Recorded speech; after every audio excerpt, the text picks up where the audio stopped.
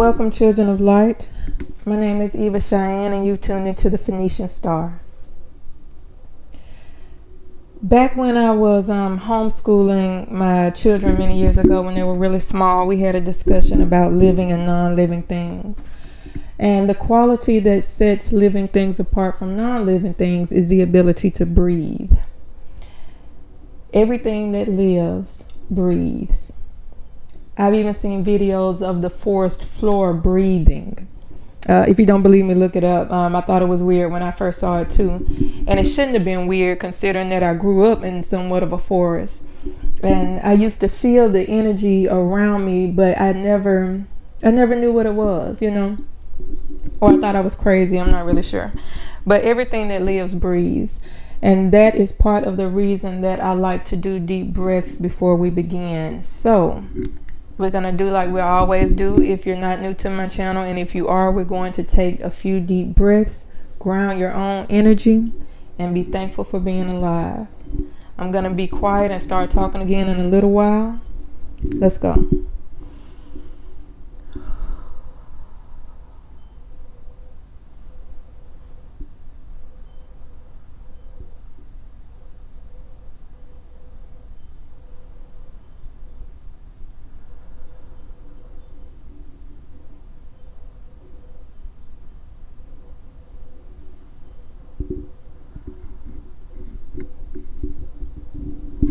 Okay, I was gifted a set of rules to follow in this next era that we're going into. I don't really know what to call it because I don't understand it. I'm not sure I want to understand it, but I will say that the human conscious is evolving for the most part. There are a lot of people who are staying stagnant. There are people evolving one way and a set of people evolving another way, and it's a big mess, but it's probably a necessary mess. I haven't figured it out, so I don't want to go into much detail about it. As I said, I'm not sure if I want to figure it out, but I've been given a set of rules to follow within this new era, and I wanted to share them because they may help you. I can't share them all at one time because it's over 30. I'll just say that it's over 30. I'll jump on, share them, and detail them as best I can, and maybe they will help you now or in the future or just whenever. Now, the first rule that came to mind was stop giving more than you are receiving. Stop giving more than you are receiving. And I'm going to approach this several different ways because it can be viewed several different ways. We're going to approach it in the aspect of romance, family, your job, your dreams, and collectively, your light work. Now, I'll begin with a story. A few nights ago, I stepped outside, and on the street in front of my house, there was a girl just pacing back and forth. And I picked up on what it was that was going on, not by intuition, but by being nosy. And I listened, and she was crying, just almost couldn't catch her breath, crying so hard on the phone. She was on the phone with somebody, and she was saying, "He put that bitch over me. I don't know why I keep believing that he gonna do this or do that." I don't want to put words in her mouth, but you get the gist of the situation. And she wasn't from around here. She was over some guy's house who lived on the next street. And from what I gather, I hate to put a business out there, but I want you to know what's going on. Don't nobody know her. I don't even know her. But she went to the guy's house, and another girl came over, and he put her out for the girl. Whatever was going on, not my business, but at the same time, it was happening in front of my house. So as I'm listening to her crying her heart out to whoever it is on the phone, it took me back to when I was going through the same thing. And all I could want to do was be there for her. So after a while, fighting myself, I wound up asking her, "Are you all right?" And she said, "Yeah, I'm all right. Thank you for asking." But there was a lie. She was not all right, And I wound up asking her, do you need a hug? And she said no. And I can understand that because it's late at night. This ain't even my area. I ain't from here. And this weird bitch is asking me if I need a hug. No, I don't need no hug. But I just wanted to hold some space for her because I remember what it felt like when I was going through it. And all I wanted was to be able to cry on somebody's shoulder without judgment. And I wasn't judging her. I was empathizing with her. But, we live in a time where women don't support each other. There's almost no such thing as a sister circle anymore. So she's looking at me weird because I want to be there for her. And, that's the nature of the game now. We don't know women who actually just want to be there for us. But be that as it may, back to the rule. What she was saying essentially was, I've given this person so much and I can't believe he didn't give me anything back. And we tend to get into relationships, intimate relationships, marriages, situationships of where we are pouring so much into people who are not directly pouring back into us. We are sacrificing things. We are compromising. We are turning into a totally different person, trying to show someone, look at who I am. Look at what value I add to your life. Look at who I can be for you. I love you so much. I'll give up all of this stuff. And this person is doing none of those things in return. Now, I'm not telling you to leave anybody. I'm not telling you to, do anything. All I'm doing is giving it to you like I see it or like it was told to me. Look at your situation and stop giving more than you are receiving. Now, as it relates to family, I'll begin with kids because this was the hardest pill for me to swallow, that your kids do not deserve all of you, all of your energy. Some of you ain't got to worry about that because you're not giving to your kids anyway. Honestly, it's evident, if you look at society. But for those of you who you solely dedicate your life to being a mom or a dad or a parent or an auntie or a guardian in whatever form that is, nobody deserves all of you. If you give everything that you have to your children, then when they grow up and they live their life, then what is left for you? Even before they grow up, they need to know that they're going to need some time to themselves. Don't teach them to be as self-sacrificing as you are. Be there for them. Make sure they have food. Make sure they have clean clothes, a stable, roof over their head. Love, support, as well as discipline. Do all the things that a parent is supposed to do. But say, okay, now this is my time, and y'all leave me alone for a little while. Nobody deserves all of you. Now, moving on from the children, there are some of us who will never be able to repay our parents. They have sacrificed so much for us, and we'll never be able to fully pay them back.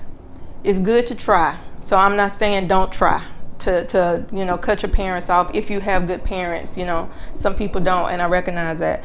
But not even your parents deserve all of you. Not your siblings deserve all of you. We want things for our cousins, for our families, and they don't want those same things for themselves. And you can't make people want something that they really don't want. You see their situation is bad and you want to educate them. You want to be there for them. You want to pull them up. You want to take them with you to the next level. And the thing is, you can't. Now, I'm not saying drop your family and friends off, but every situation, every level that you get, whatever is coming, you need to consider, do I need to take this person with me? Do they even want to come? You get what I'm saying? I don't know how to put it any other way than that, and I don't want to dawdle. Now, the next thing is your job. There are a lot of people who are pouring everything they have into their job because, one, you have to work to eat and to live. But two, because you feel like your job is the most important thing. There are people who work all the overtime that they can. They sacrifice being there for their children, all for their job. Oh, I love my money. My money is important. But at the end of the day, you're going to miss out on valuable time that you could have spent with your loved ones because you are so engrossed in what is going on at your job when the job really will let you go in the drop of a dime. I'm not telling you to start missing days, being late. I'm not telling you to slip out on your responsibilities, but I am saying to evaluate your time. Evaluate your time and see what matters most to you. Sometimes it's not the job. Sometimes it's the people. Next, I'm going to go into your dreams and aspirations. And I feel like this one needs to tie into... in a certain instinct, it kind of needs to tie into social media because, and I'm guilty of this as well, so I'm not judging. You need to be writing a book. You need to be planning how to operate your business. You need to be helping somebody with homework. You need to be cleaning. You need to be doing something that fuels your future or makes your present more comfortable. I don't know how else to put that. But we tend to distract ourselves with things that don't really matter. We tend to endlessly scroll on social media. And again, I'm guilty. Before you look up, 3 hours have passed and you have done absolutely nothing but scrolled, laughed at a few videos, got angry about something stupid that you saw on there, changed your entire outlook and worldview because of something that somebody said on the internet. And I'm talking on the internet right now, but we've got to start allotting our time. What do you need to do? Do you need to be starting a garden right now? So are you starting the garden? Are you growing your own food because you don't know what's coming next in this new era? Or are you scrolling on social media trying to find out who did what and being in everybody's business? You need to follow your dreams. You need to actually do the work. I'm not saying don't scroll. I'm not saying don't be online because some people make their business online. But you need to be doing something halfway productive. Taking time to rest, sure.